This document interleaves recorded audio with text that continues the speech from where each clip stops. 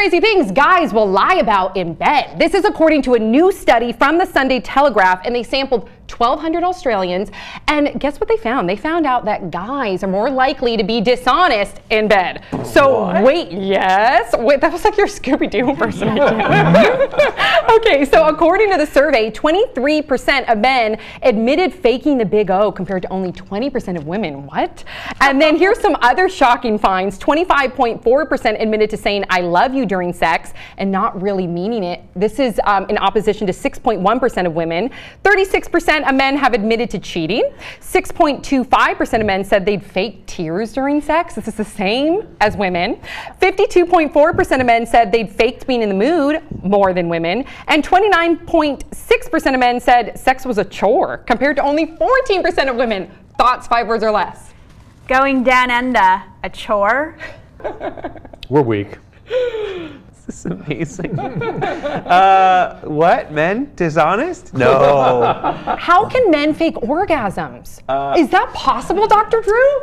Well, I mean, you've got to be a little bit of a Houdini with the condom afterwards, but here's how it works. Oh, can you die? Let's do it oh my God, I'm dying right now. Please share. Yeah. How it works is you finish quietly, and then you fake it later. Wait, what do you mean? But you set a pattern. You set a precedent. You do it, and then you get to the point where you do it, and you're like, and then you're like, don't show, and then you keep going. You don't have to act so much later when you fake it. Yeah. Okay, later. so but you're faking it because you make it seem like you go longer, but you're done. Oh, and wait, you're faking it because you orgasmed too quick. You premature ejaculated. I'm saying I haven't done this in a while because I have a girlfriend. Interesting. So the faking is the faking that it didn't happen. Yeah, you faked that it didn't happen. Oh my God, diabolical. Oh, this is college, because in college it's like, boop, I'm done. See you later. So then but it won't go down. Then you fake the big O later. You fake it later. Oh. When she's like, are you done yet? Okay, so did you I didn't even think of this. Wow. Right. Did you guys believe this study? Welcome to my mind. Typically, do men have a lower libido than women? No, not typically. Right. Yeah, that was a weird part of the study. But the interesting part of the study was the cheating.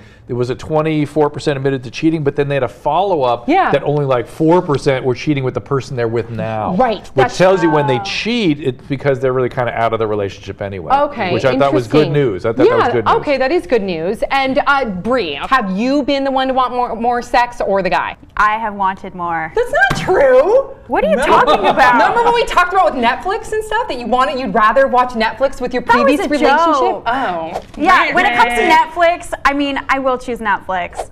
That's not the issue. You can do both at the same time? That's perfect. You can totally do both. Is that with your current partner or generally a trend?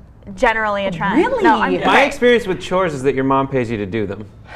And if you apply that to sex becomes a chore. No, my mom should pay me to have sex with me. Okay. So then I'll speak for, I guess, some women out there. I know that in the beginning of a relationship, and we've talked about this on your podcast, it is more of an even playing field. I know in the beginning of my long-term relationships in the past, I wanted it just as much. But then as the relationship progressed, the man wanted it way more. Not to say that I don't enjoy having sex, but he wants it way more than I do. That's typically, it's not necessarily the case, but that's statistically more typical. But there's plenty, mismatched desire is a really common thing in relationships. More commonly than men, but it's not unheard of at all for the woman to have the higher desire. That was my case. But yours was the opposite. Yeah, mine was the opposite of yours. You wanted more sex. Yes. Jesus Christ. Yes. You can't have your sex and watch your Netflix too. Woo! Question, the tears thing.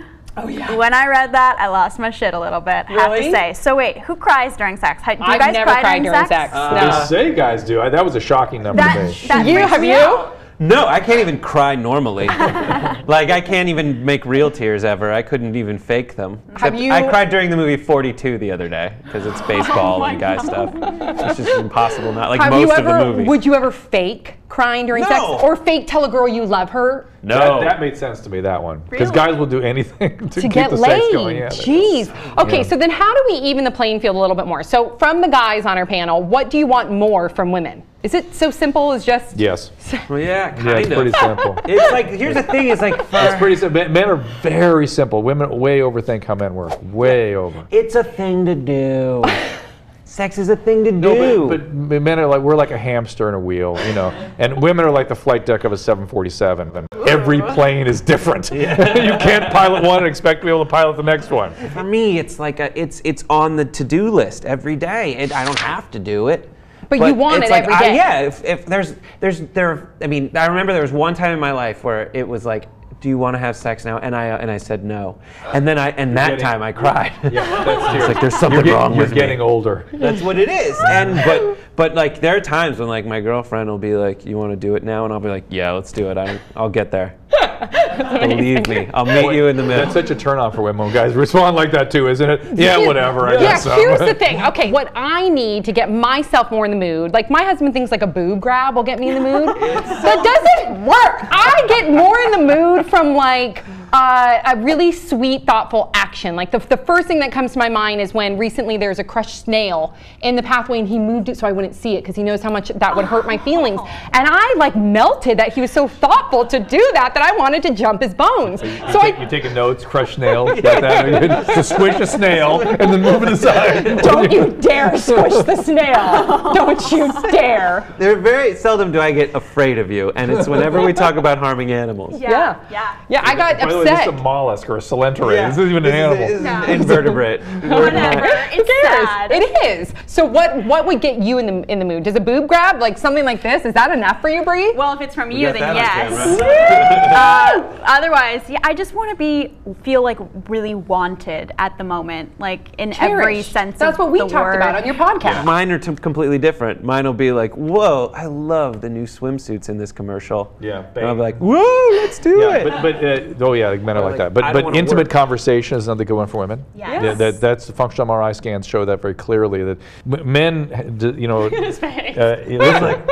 know. Listen, that arousal and desire disconnect in women. They can have arousal and no appetite of desire. We can't do that. They go together always. So how do I don't need arousal? You can link it. You can link it with intimate dialogue. Intimate conversation triggers desire. Something I didn't think about till now, and is now the most frustrating thing in my life. Yeah. Because arousal and desire. So like I can do everything right to get everything going, but you're just like, nah, I don't want to do that. Yeah. Stroke her ego too. It's why they can dress provocatively and go, yeah, it's arousing. I know.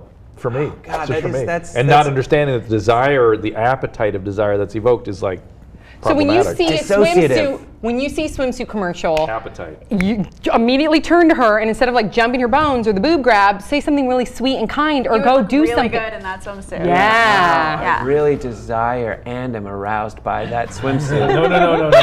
No. Off. I gotta work on this. Yes, you do. Wow.